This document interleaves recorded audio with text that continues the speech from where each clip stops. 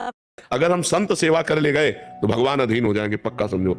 श्री हरिपाल जी नाम के एक महाभागवत हुए हैं, उनके गुरुजी ने जब उन्होंने प्रश्न किया कि मुझे भगवान का साक्षात्कार गृहस्थी में रहते हुए कैसे हो जाएगा, तो उन्होंने कहा कि अगर भक्तों की सेवा बन जाए, संतों की रोज सेवा हो, तो एक दिन भगवान स्वयं मिलने आ जाएंगे। तो उन्होंने अपने गुरु वचनों का पालन किया, संत सेवा प्रारंभ कर दी। तो अब जहाँ किसी संत की सेवा होती तो वो संतों से कहता यार कभी उधर जाना, तो हरिपाल जी के यहाँ जरूर जाना, बहुत सुंदर संत सेवा करते हैं, बड़े सुंदर भगत है वो। अब वहाँ संतों की मंडलियां आने लगी, अर्थ सीमित था, धीरे धीरे सब संत सेवा में, तो यहाँ तक हालत हो गई कि अब संत आए तो अब उनका भोजन प्रसाद कैसे हो। अब उन्होंने विचार किया कि अब मैं चोरी करूंगा। जंगल का रास्ता था तो खड़े हो जाते और जो निकलता मारते नहीं थे पर दूर से भाला दे, अगर कंठी तिलक है तो नहीं, और रामकृष्ण बोल दिया तो नहीं, अरे राम तो फिर जाओ चोरी। जो रामकृष्ण ना बोले और जिसके कंठी तिलक ना हो, और उसको और विचार किया कि उसका भी मंगल हो जाएगा, तो ₹2 ₹2 ₹4 जो मिलता उससे जाके अन्न लाते और संत को पवाते। अब ये धीरे धीरे प्रचार प्रसार हो गया कि अगर राम बोल दे, अगर गले में कंठी हो तो इधर चोरी नहीं होगी, नहीं तो चोर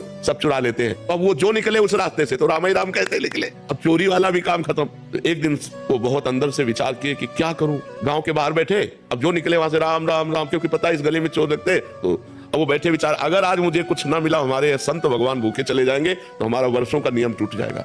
भगवान का चिंतन कर रहे थे, द्वारिकाधीश भगवान सजने लगे, ये हार, ये करधनी, ये बाजूबंद, सब स्वर्ण आभूषण। रुक्मिणी जी ने कहा प्रभु आज कहीं जा रहे हो क्या? बोले एक विचित्र भक्त है, उसके दर्शन देने जा रहे हैं। तो कहा प्रभु हम भी चलेंगे आप? बोले जरूर चलो, पर पूरा श्रृंगार कर लो। रुक्मिणी जी ने भी पूरा श्रृंगार, भक्तमाल जी में चरित्र है, पर कहा देखो नाराज मत होना, हमारा भक्त विचित्र है और कोई भागवतिक चिन्ह नहीं, कोई तिलक नहीं, कोई कंठी नहीं, और परस्पर व्यापार की चर्चा करनी है। रुक्मिणी जी ने कहा ऐसा कौन भक्त की भगवान की चर्चा नहीं कर ली, कंठी तिलक नहीं, कोई भागवतिक चिन्ह नहीं, बस संसारिक वार्ता करनी। जो ही झनन भनन करके भगवान प्रकट हुए रुक्मिणी जी के। हरिपाल जी ने देखा इतना धनी, आज तक ऐसा धनी हमने नहीं देखा, जितने आभूषण, भगवान सेठ रूप में और उनकी पत्नी के रूप में रुक्मिणी जी। हरिपाल जी खड़े हो गए तो भगवान नजदीक गए और 2 असरफियां दी। तो कहा हम सुनते हैं इस जंगल में चोर लगता है, आप हमको पार कर दोगे? अरे बोले भाग्य खुल गए, हम तो पारी कर देंगे। तो उन्होंने सोचा ये तो बहुत अच्छा हुआ, 2 असरफी पहले मिल गई और सारे आभूषण रास्ते में उतरवा लेंगे इनसे। बीच रास्ते में जब जंगल में पहुंचे तो भाला उठाया और भगवान की तरफ किया, कहा सारे आभूषण उतारो। भगवान तो आए थे उतारने के लिए, संत सेवा के लिए, देने के लिए। रुक्मिणी जी से, रुक्मिणी जी का सुदर्शन चक्र को याद करो।